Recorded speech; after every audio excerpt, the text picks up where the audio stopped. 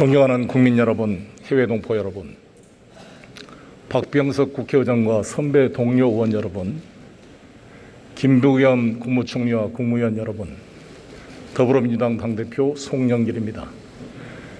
인류 문명은 생존의 기로에 서 있습니다. 지구의 온도가 지금보다 1.5도 이상 계속 오르게 되면 지구는 불지옥인 금성처럼 변해갈 것입니다. 사람이라면 평균 체온 36.5도에서 38도의 고열에 시달리는 셈입니다. 요즘 같은 코로나 재난 상황에서는 외부 출입이 금지되고 자가 격리 조치 당하게 될 것입니다. 현재 우리의 지구가 이러한 상황입니다. 2050년까지 지구의 평균 온도를 지금보다 1.5도 낮추지 못하면 인류 문명은 파국을 맞게 될 것입니다. 더욱 아프고 두려운 사실은 2050년이면 지금 태어나는 아이들이 30세 전후가 되어 현재 10대, 20대가 우리 사회의 중추가 되어 있을 때라는 것입니다. 현재까지 우리나라의 국가 온실 가스 감축 목표는, 즉 NDC는 2017년을 기준으로 2030년까지 24.4%입니다. 선진국과 비교하면 절대적으로 낮은 수치입니다. 최소한 40%의 감축 목표를 제시하고 8년 이내에 관철시켜야 합니다. 지금부터 총력을 다해 탈탄소 경제에 대응하지 않으면 우리 산업의 경쟁력은 급속히 약화될 것입니다. 철강 석유화학, 우리나라 산업 구조는 제조 비중이 높고 철강 석유화학을 비롯한 에너지 다소비 업종이 대부분을 차지하고 있습니다. 온실가스 배출이 가장 많은 석탄 화력 발전이 전체 전력 생산의 40.4%에 달합니다. 시간이 없습니다. 다른 선진국에 비해 20년 이상 준비가 뒤처진 우리에게 2030년은 이제 8년, 2050년은 28년밖에 안 남았습니다. 존경하는 국민 여러분, 기후위기가 전 지구적 차원에서 인류 문명의 생존 방식에 대한 변화를 요구하는 것처럼 대한민국의 생존과 번영이라는 목표는 우리 정치권에도 강력한 변화와 혁신을 요구하고 있습니다. 지난 4월 7일 서울 부산시장 재보궐선거에서 저희 민주당은 참패했습니다. 집값 상승과 조세 부담 증가, 정부와 여당 인사의 부동산 관련 내로남불에 대한 심판이었습니다. 민주당은 지난 5월 2일 전당대회를 통해 새로운 변화를 선택했습니다. 5월 3일 현충원 참배 첫날부터 변화는 시작되었습니다. 대한민국 해군의 아버지 손원일 제독과 6.25 때 북한 인민군 2군단과 맞서 나라를 지켰던 춘천 대첩의 영웅 육사단 사단장 김종호 장군의 묘역을 참배했습니다. 현충원장 말에 따르면 정당 지도부의 현충원 참배 역사상 처음 있는 일이라고 들었습니다. 민주당은 나라의 독립을 위해 싸운 순국 선열과 공산 침략에 맞서 나라를 지켜낸 호국 영령, 산업화와 민주화의 영웅들을 선양하고 계승해 나갈 것입니다. 저는 무능한 개혁과 내로남불을 극복하고 유능한 개혁과 언행일치의 민주당을 만들겠다는 슬로건으로 당대표에 취임하였습니다. 정치는 자기가 하고 싶은 이야기를 고집하는 것이 아니라 국민이 하고 싶은 이야기를 대변하는 것이라 들었습니다.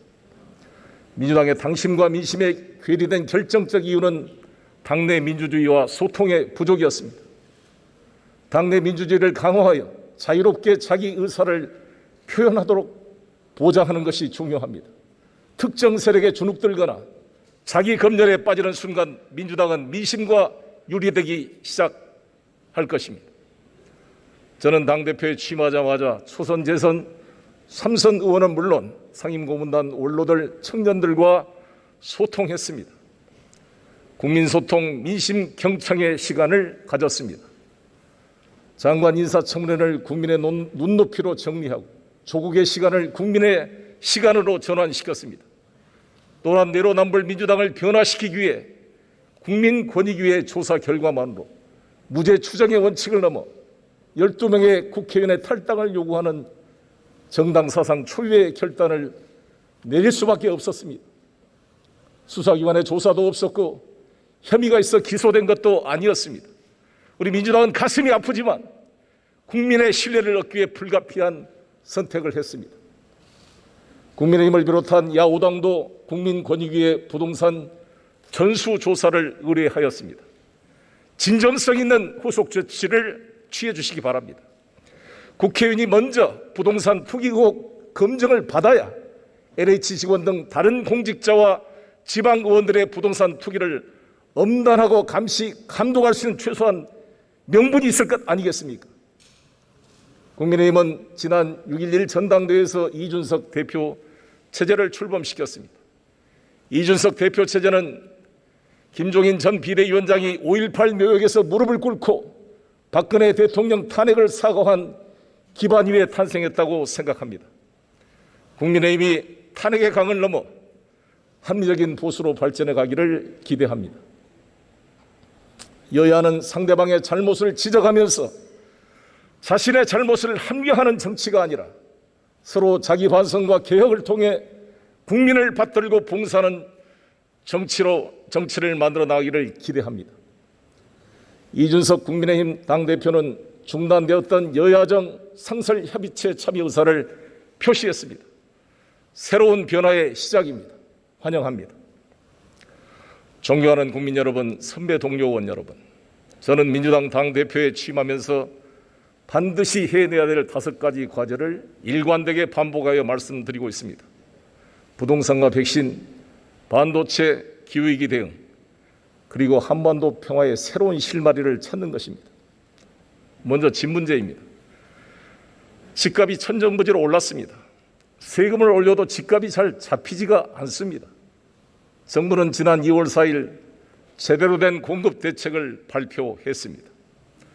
3기 신도시 건설과 2사 공급 대책으로 서울과 수도권의 181만 가구, 전국적으로 총 205만 가구를 공급할 계획입니다.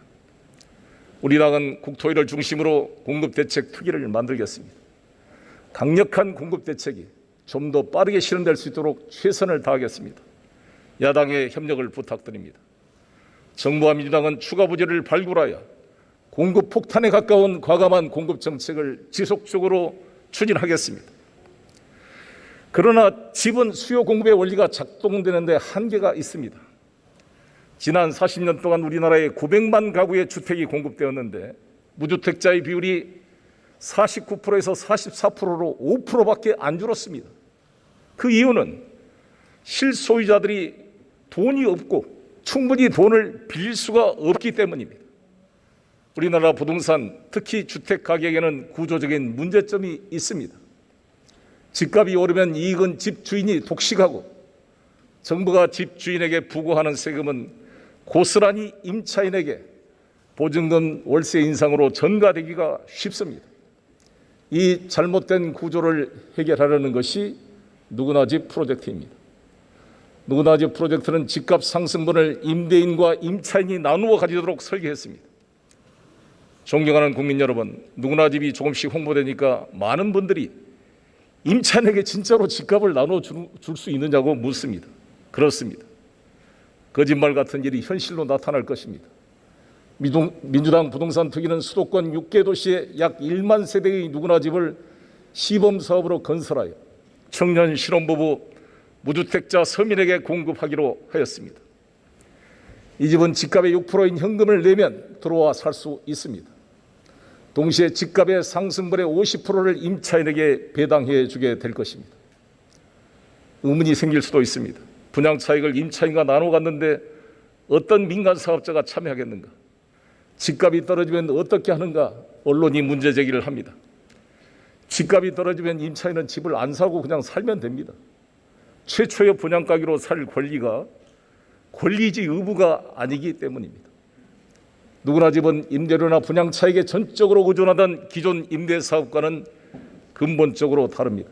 통신, 카시어링, 보험, 금융, 케이터링 등 다양한 부가 서비스를 통하여 임차료에 의존하는 임대사업이 아니라 새로운 플랫폼으로 수익을 창출하는 모델인 것입니다. 대한민국 주택 문제의 해결의 혁신 모델이자 혁명이라고 감히 생각합니다.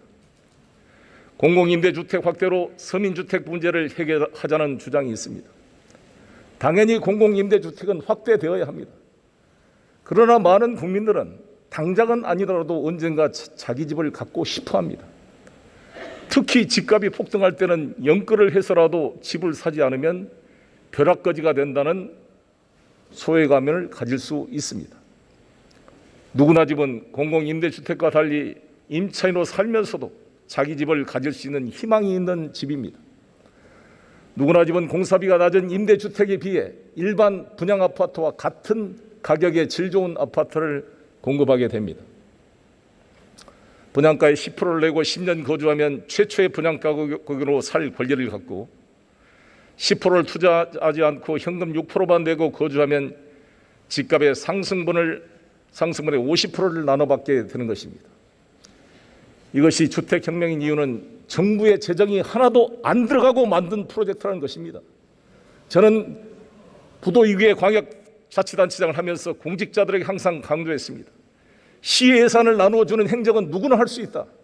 문제는 시예산을 절약하고 쓰지 않고 창조적인 아이디어로 시민들께 이득을 가져다 주는 것이 진짜 유능한 행정이다라고 강조했습니다.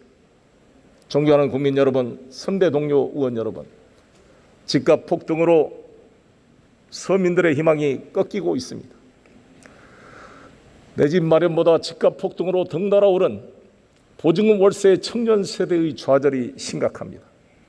국민소통 민심경청 기간 중에 들은 한 사연을 소개해드리겠습니다. 노량진 고시원의 한평 남짓한 공간에서 하루에 한 끼는 삼각김밥으로 또 한 끼는 컵라면으로 떼면서 공무원 시험을 준비하는 청년입니다.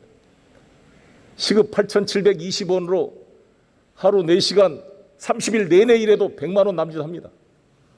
여기서 반값 40만 원 내고 나오면 60만 원 남습니다. 이 반값 40만 원이면 1년에 480만 원인데 이거를 연 2%로 계산하면 2억 4천만 원을 빌릴 수 있는 이자와 같습니다. 그 청년은 한 평짜리 방에 2억 4천만 원의 전세 보증금을 내고 살고 있는 셈입니다. 누구나 집은 이 청년에게 사회적 금융을 통해 2억 4천만 원을 대출하여 제대로 된 원룸 아파트라도 전세로 살 수 있게 만들 것입니다. 수많은 청년들이 200만 원도 채 안 되는 월급에 원룸 오피스텔 아파트 연립주택 중에 보증금도 1억에서 5천 3천만 원까지 평균 월세 70만 원 정도에 살고 있다고 합니다.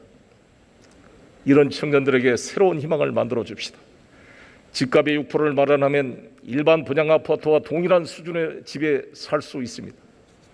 3억 원짜리 아파트라면 1,800만 원의 현금을 준비하면 자기처럼 살고 집값의 상승분을 대가 없이 나누어 받게 될 것입니다. 죽어라 일해서 번 돈의 30, 40%를 주거비로 내는 삶이 아니라 집값 상승분을 배당받으며 희망을 키워가는 청년 기본 소득 시대를 만들어 가겠습니다. 존경하는 대한민국 20, 30대 청년 여러분, 그동안 우리 민주당은 여러분의 목소리에 귀 기울이지 못했습니다. 공감은 물론 대변하는 것도 부족했습니다. 여러분이 생각하는 공정과 정의의 가치 기준에 부합하지 못했습니다. 그래서 민주당은 국민소통, 민심경청을 통해 여러분의 쓴소리를 달갑게 들었습니다. 평택항 컨테이너 하역장에서 개방형 컨테이너에 덮개 눌려 사망한 23세 이선호 군을 찾았습니다. 아버지의 휴대폰에 삶의 희망이라고 저장되어 있는 아들의 이름을 보고 함께 껴안고 울었습니다. 군대 내 성추행 범죄자와 사건의 은폐 압박으로 죽음에 내몰린 24살 공군 이중사의 부모님의 피 맺힌 호소도 들었습니다. 청년의 삶을 짓누르는 잘못된 구조를 바꾸겠습니다. 벼랑 끝에 내몰린 청년들의 삶을 지켜내기 위해 노력하겠습니다. 청년이 희망을 갖는 대한민국을 위해 뛰겠습니다. 모든 문제의 근원인 집 문제 해결 누구나 집으로 보여드리겠습니다. 청년 재난의 시대입니다. 저는 대통령님께 청년 문제를 총괄하는 청년 특임장관 신설을 제안하고자 합니다. 파편적이고 단기적인 청년 정책이 아닌 장기적이고 종합적인 대책이 필요하기 때문입니다. 청년 장관직은 청년들의 주거, 일자리, 교육 등에 대한 종합적 지원은 물론 청년들이 정부와 소통할 수 있는 창구가 되어야 할 것입니다. 네, 감사합니다. 존경하는 국민 여러분, 해외 동포 여러분, 한두 달 전만 하더라도 우리는 백신 괴담에 떨어야 했습니다. 일부 언론이나 야당에서 백신 부작용을 지나치게 과장했습니다. 급기야 백신 확보 문제를 두고 터무니없는 논란이 생기기도 했습니다. 지난 4월 내내 대한민국이 백신 거지라면서 비아냥거리던 우리나라 일부 언론들의 행태를 보면서 답답했습니다. 그동안 우리는 성공적인 K-방역을 통해 공적 제도에 대한 신뢰가 커졌습니다. 국민들께서도 백신 접종에 적극 협력해 주셔서 1,300만 명의 상반기 접종 목표를 어저께 달성했습니다. 마스크 없는 일상이 멀지 않았습니다. 국민 여러분의 협력과 신뢰 참여에 감사드립니다. 문재인 대통령께서 한미 정상회담과 G7 정상회의를 통해 글로벌 백신 생산 파트너십을 구축 확대하는 성과를 거두었습니다. SK바이오사이언스가 노바백스를 위탁 생산하고 삼성바이오로직스가 모더나를 생산하는 것 이상의 의미입니다. 저는 광역단체장 시절 셀트리온 추가 투자와 함께 삼성바이오로직스를 인천 송도 경제자유구역에 투자 유치하였습니다. 세계 최고의 바이오시밀러 집적 단지를 만들었던 것이 글로벌 백신 생산 파트너의 토대가 되었다고 생각하면 가슴이 뿌듯합니다. 셀트리온의 현재 직원은 3,000명입니다. 앞으로 매년 초봉 6천만 원 이상의 신입사원을 500명씩 추가 고용할 예정이라고 합니다. 삼성바이오로직스는 3,700명이 되었습니다. 에피스는 1,000명입니다. 이들의 평균 연령은 28세, 남녀 비율 5대5, 초봉이 6천만 원, 직원 평균 연봉이 1억이라 그럽니다. 올해만도 1,300명을 고용할 예정이고 추가 투자가 예정대로 되면 2030년에 10,000명의 젊은 직원들이 송도에서 일하게 된다고 합니다. 이것이 바로 청년 일자리 창출의 모델입니다. 일감이 있어야 일자리가 생기는 것입니다. 새로운 산업이야말로 일감입니다. 문재인 대통령은 한미, 한유럽 간 글로벌 백신 생산 허브 공감대로 대한민국의 미래, BT 산업 발전의 문을 활짝 열어주었습니다. 민주당은 백신 위탁 생산을 넘어 자체적인 백신과 치료제 개발이 성공할 수 있도록 최선을 다해 지원하겠습니다.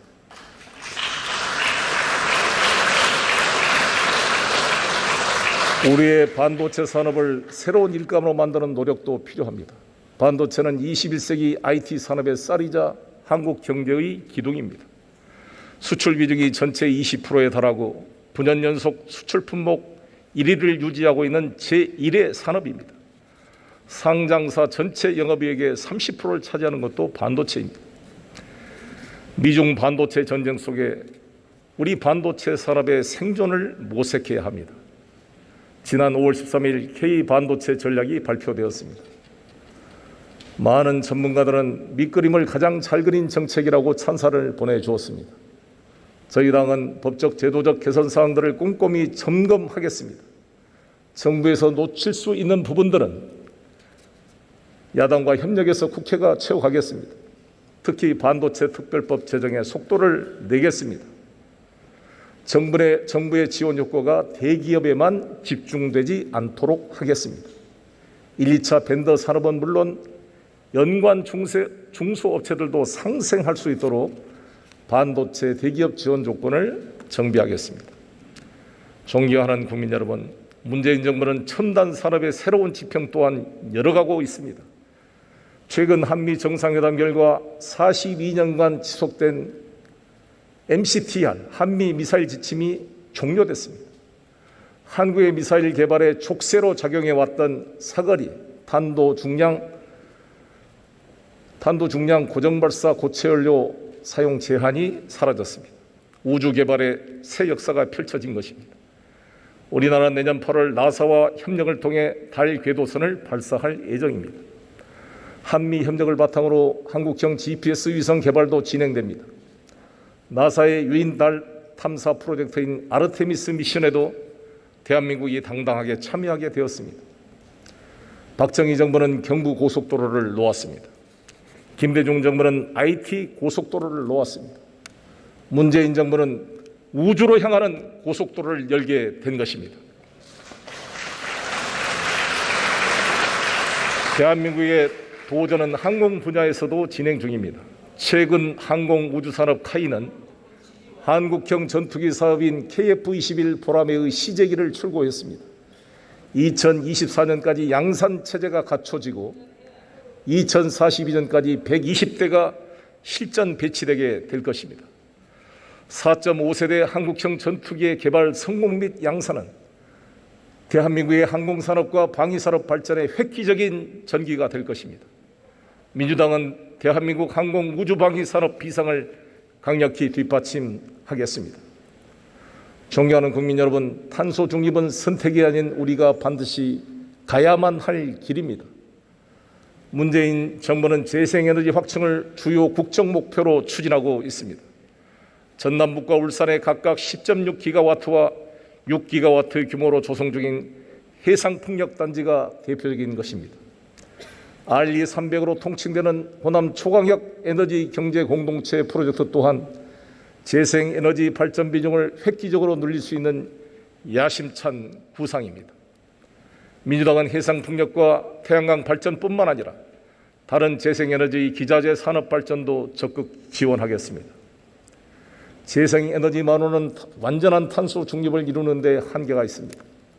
상당 기간 수소, 원자력, 재생에너지 등을 종합적으로 활용한 에너지 믹스 정책이 불가피합니다.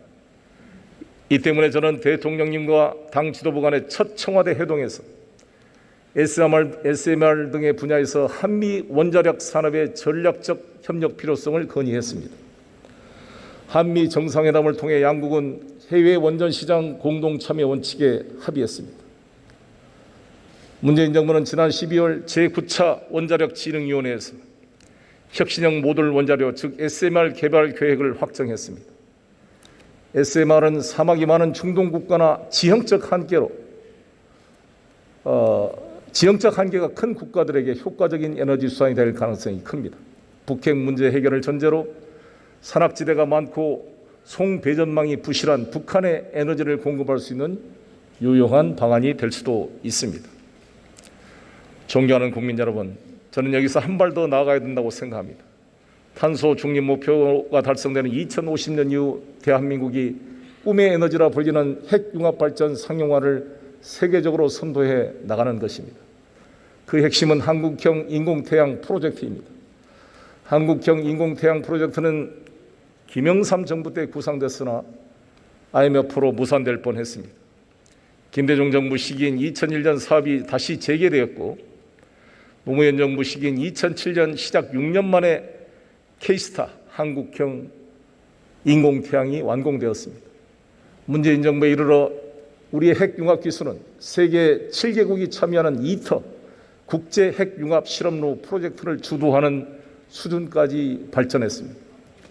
특히 지난해 11월 핵융합 현상이 발생된다고 하는 1억 도시 온도를 플라즈마를 통해 20초 이상 유지하는 실험에 성공했습니다.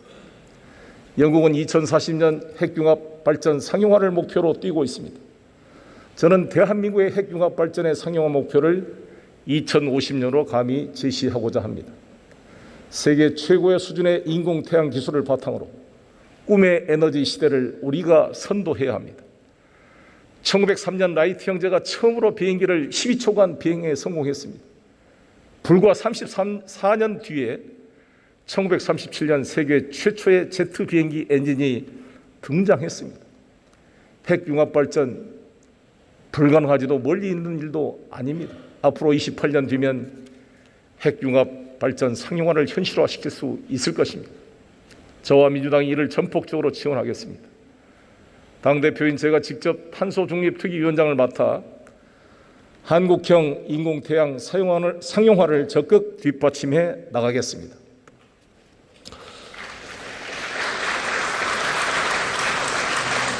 존경하는 국민 여러분, 대한민국 정부 수립 이후 가장 큰 검찰 개혁이 단행되었습니다. 기소 독점권을 깨뜨린 공수처가 지난 3월부터 본격적 활동에 돌입했습니다. 검경 수사권 조정도 매듭지어졌습니다. 공수처는 전 국민의 80%가 찬성했던 사안이고 야당 또한 과거 동의했던 검찰개혁의 상징적 조치였습니다. 공수처 출범으로 해방 후 처음으로 검사의 불법 행위를 수사 기소할 수 있는 토대가 수립됐습니다. 이제 검사를 포함한 모든 고위공직자 비리는 경찰의 수사와 공수처 검사한테 경찰이 영장 신청을 하면 공수처 검사가 검찰청 검사를 통하지 않고 법원에 직접 영장 청구를 통해 영장을 발부받고 기소할 수 있게 된 것입니다. 혁명적인 변화가 시작된 것입니다. 공수처에 대해 당시 황교안 대표님 등 야당 의원님들이 공수처가 정권의 게시타프가 될 것 아니냐 염려를 했습니다. 야당은 윤석열 전 총장 임명 때도 정권의 하수인 코드검사라고 맹비난을 퍼부었습니다. 과연 그렇게 되었습니까? 윤석열 전 총장과 김진우 공수처장 모두 대통령이 임명했습니다. 그러나 두 기관은 청와대의 직접 지시를 받지도 않고 보고를 할 의무도 있지 않습니다. 공수처가 진보 진영의 조희연 교육감을 1호 수상의 대상에 올려놓은 것은 이를 상징적으로 보여주는 것입니다. 검경 수사권 조정 역시 매우 중대한 개혁 성과입니다. 수사지휘권은 해방 직후 친일 경찰에 대한 불신으로 도입됐습니다. 역대 정부마다 수사권 조정을 시도했으나 번번이 좌절됐습니다. 검경 수사권 조정으로 검사의 구시대적 수사지휘권은 폐지됐습니다. 경찰이 모든 사건에 대한 1차적 수사 종결권을 우선적으로 갖게 된 것입니다. 민주적 견제와 균형, 인권수사, 과학수사 발전에 전기가 마련된 것입니다. 아직 풀어야 할 숙제도 많습니다. 공수처 정원은 검사 25명, 수사관 40명이 전부입니다. 그것조차 다 채용이 아직 안 되고 있습니다. 검사 2,000명, 수사관 6,000명을 거느린 검찰과는 비교할 수 없습니다. 인력 충원이 필요합니다. 수사권 조정 후에 검찰에 접수된 고사고발 사건이 68.5%나 줄었습니다. 대부분 경찰이 처리하고 있습니다. 6,000명이나 달하는 검찰청 산하 수사 인력을 조정해야 합니다. 국민권익위는 중앙부처와 공공기관에 대한 고충 민원 처리를 담당합니다. 그러나 검찰은 여기서도 예외입니다. 경찰에는 설치된 옴부드만 제도가 검찰이 없습니다. 옴부드맨 제도를 도입해 이 같은 특권을 바꿔나가겠습니다. 제도 개혁만큼 문화와 사람을 바꾸는 일도 중요합니다. 기수별로 서열화된 검찰의 폐쇄적 조직 구조를 개혁하기 위해 지방검찰청 검사장직을 외부에 과감히 개방해야 합니다. 변호사와 법학 교수 등 검찰청 조직법상 적절한 자격이 있는 법조 경력을 가진 사람들을 검사장으로 임명해서 서열화된 상명하복식 조직 문화를 바꾸고 국민에게 봉사하는 검찰을 만들어 가야 합니다. 민주당은 1단계 검찰개혁이 잘 뿌리 내리도록 최선을 다하겠습니다. 전국적으로는 수사권과 기소권을 분리하는 방향으로 나아갈 것입니다. 당정협의 및 여야 협의를 통해 국민적 공감대를 넓혀가겠습니다. 존경하는 국민 여러분, 대한민국이 백신 접종 후진국이라고 무분별한 무책임한 기사를 쏟아내던 우리의 언론을 기억하실 것입니다. 언론의 선정적 보도와 달리 현재 우리의 백신 접종률은 국민의 협조에 힘입어 목표치를 크게 상회하고 있습니다. 반면 우리 언론은 어떻습니까? 문재인 정부 출범 이후 한국 언론 자유도는 3년 연속 아시아에서 1위를 기록할 정도로 신장되었습니다. 그러나 신뢰도는 정반대입니다. 영국의 로이터 저널리즘 연구소의 언론 신뢰도 조사에 따르면 우리 언론은 40개 조사 대상국 중 5년 연속 꼴등입니다. 최하위를 기록하고 있습니다. 잘못된 보도로 개인의 사회적 생명이 무너지고 기업이나 특정 업종에 돌이킬 수 없는 피해가 발생해도 언론은 제대로 책임을 지지 않습니다. 이 때문에 언론에 대한 국민들의 불신이 매우 큽니다. 지난 10년 동안 미디어 주도권은 기성매체에서 온라인으로 꾸준히 옮겨갔습니다. 미디어 지형이 격변하는 동안 우리 언론은 클릭수에만 매달렸습니다. 언론의 사명은 뒷전인 채 뉴스 포털에 자신의 생존권을 의존해 왔습니다. 언론들이 정론 경쟁이 아닌 클릭 경쟁에만 매몰된 사이에 언론의 사회적 책임은 방기되고 국민과의 거리는 멀어졌습니다. 낚시용으로 선정적 제목만 남부하고 실제 기사를 보면 그렇지도 않는데 이런 제목으로 여야 정치인들이 피해를 보는 사람도 많았을 것입니다.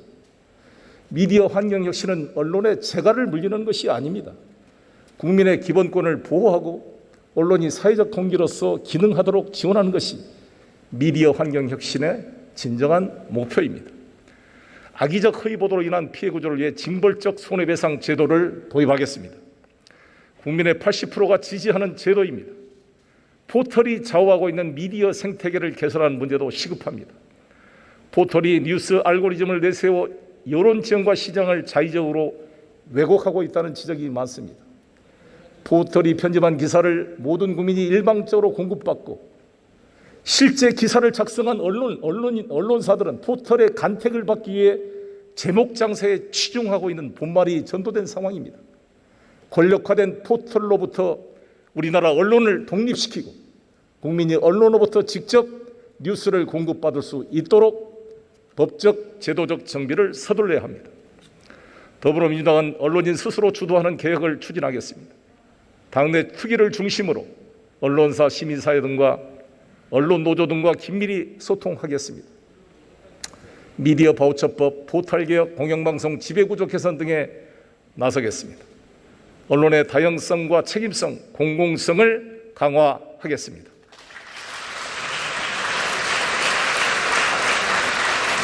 존경하는 선배 동료 의원 여러분, 6월 임시국회가 이번 주부터 본격적으로 활동에 들어갑니다. 새로운 여야 지도부 출범에 대한 국민의 기대가 크십니다. 이번 국회를 국민의 시간, 민생의 시간으로 만들어 갑시다. 여야가 함께 풀어야 할 과제가 많습니다. 가장 먼저 소상공인 손실보상 문제를 매듭 지어야 합니다. 직접적인 영업 제한 조치를 받지 않는 부분의 피해도 큽니다. 당과 정부는 폭넓고 두터운 피해 지원에 나서겠습니다. 행정명령 대상 업종은 물론 여행업과 공연계 같은 경영위기 업종까지 피해를 포괄적으로 지원하겠습니다. 영화 산업이 고사위기에 몰렸습니다. 올해 종료 예정인 영화발전 기금 문제를 적극 살펴보겠습니다. 2차 추경 논의에도 돌입해야 합니다. 여전히 회복이 더딘 서민경제와 골목상권 고용시장을 회복위해 재정에 보다 책임있는 역할이 절실히 필요할 때입니다. 올해 국세 수입이 지난해 동기 대비 32조 7천억이 증가했습니다. 국채 발행 없이도 추경을 편성할 여력이 생겼습니다. 당은 소상공인 피해 추가 지원, 전국민 재난 지원금 지급, 신용카드 캐시백 등 3종 패키지를 중심으로 추경 편성을 정부와 협의해 가겠습니다. 야당과도 협의하겠습니다. 소상공인 지원에는 최대한 속도를 내겠습니다. 재난지원금은 백신 접종 현황 등을 모니터링하면서 여름휴가 전 지급과 추석 전 지급을 놓고 당정이 긴밀히 협의하겠습니다. 수술실 CCTV 설치법 역시 시급합니다. 우리 당 제안에 대해 야당의 적극 협력을 기대합니다. 국민의 생명과 직결된 법입니다. 힘겨운 국민들께 국가가 든든한 울타리가 되어드려야 합니다. 우리 정치가 국민에게 희망이 되어야 합니다. 6월 국회가 그 출발점이 되기를 바랍니다.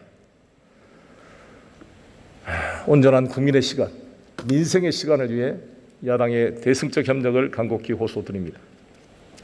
존경하는 국민 여러분, 선배 동료 의원 여러분, 이번 한미 정상회담에서 양국은 판문점 선언과 싱가포르 회담에 기초해서 외교적 문제로 북핵 문제를 풀어가기로 합의했습니다. 큰 성과입니다. 문재인 정부 임기 내에 한반도 평화의 실마리를 찾기 위해 최선을 다하겠습니다. 북미 간의 협상과 남북 간의 대화 재개를 위해 더욱 노력하겠습니다.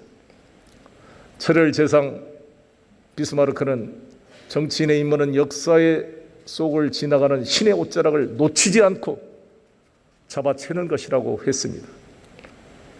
우리 민족의 운명을 스스로 개척하기 위해 한반도의 평화와 번영을 살려내기 위해 판문점 선언을 여야가 함께 뒷받침해 나갑시다. 국회가 행정부를 견인하려면 더 공부하고 연구해야 합니다. 실질적인 대안을 제시해야 합니다. 민주당부터 앞장서겠습니다. 유능한 개혁과 언행일치의 민주당으로 국민의 신뢰를 다시 얻어나겠습니다. 문재인 정부를 반드시 성공시키겠습니다. 변화에 대한 국민의 열망에 과감하게 부응하겠습니다. 끊임없이 국민과 만나고 현장 속에서 답을 찾겠습니다. 앞으로 나아갈 것인가 도태할 것인가. 기후위기가 인류 문명에 주는 도전이자 민주당은 물론 저 개인을 비롯한 정치인들의 직면한 화두이기도 합니다. 민주당은 시대적 소명과 국민의 열망을 받들겠습니다. 끊임없이 변화 발전해 나가겠습니다. 경청해 주셔서 감사드립니다.